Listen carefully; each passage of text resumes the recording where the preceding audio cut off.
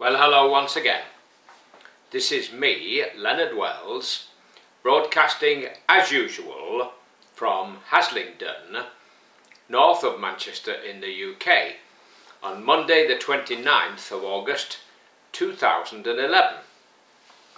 I want to talk a little bit today about Facebook.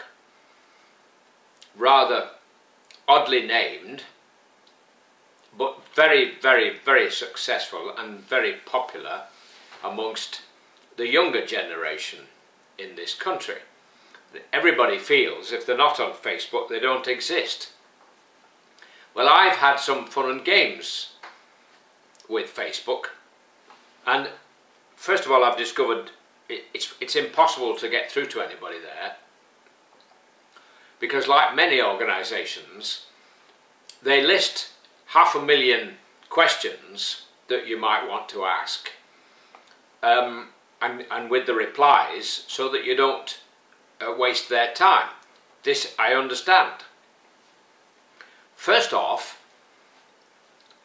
about 18 months ago I opened an account with Facebook and merrily started to put my details on, photograph, and all these other business.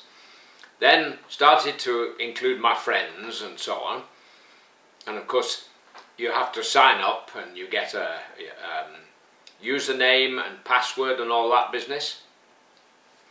And for a year or more I merrily put stuff on there until one day I found it didn't like my username and password and refused me access.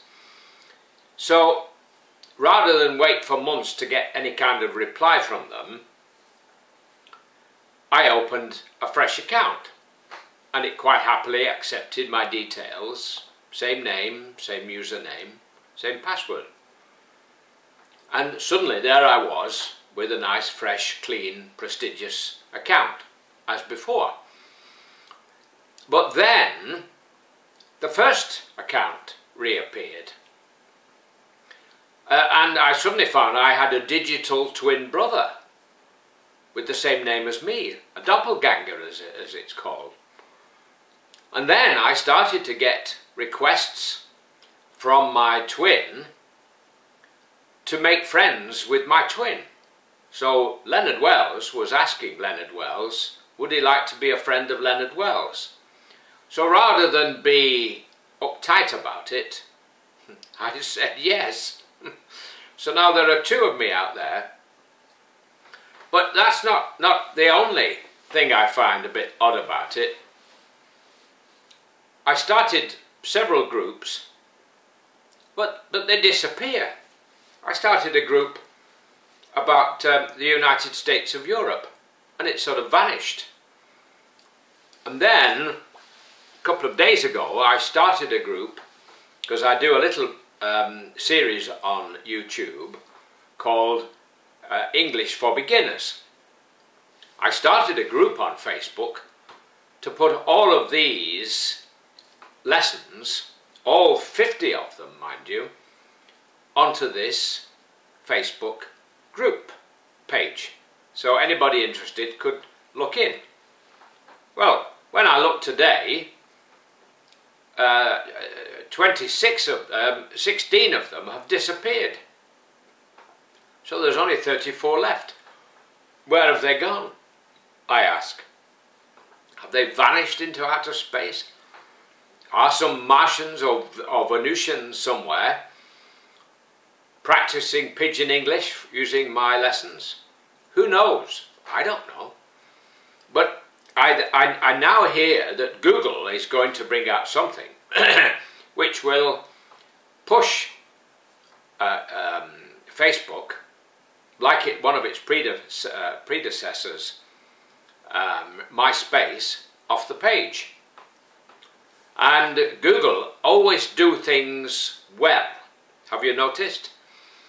I remember when I first started with a computer back in 1999/2000, I got my first computer, a Mac, and had to teach myself.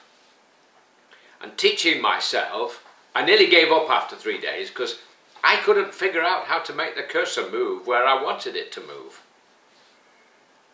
And I spoke to a helpline in Ireland, in Dublin or somewhere, and the guy who answered wasn't Irish, but quite honestly, if he had spoken in Serbo-Croat with a Glaswegian accent, I would probably have understood more than I did asking him questions about how to use a computer.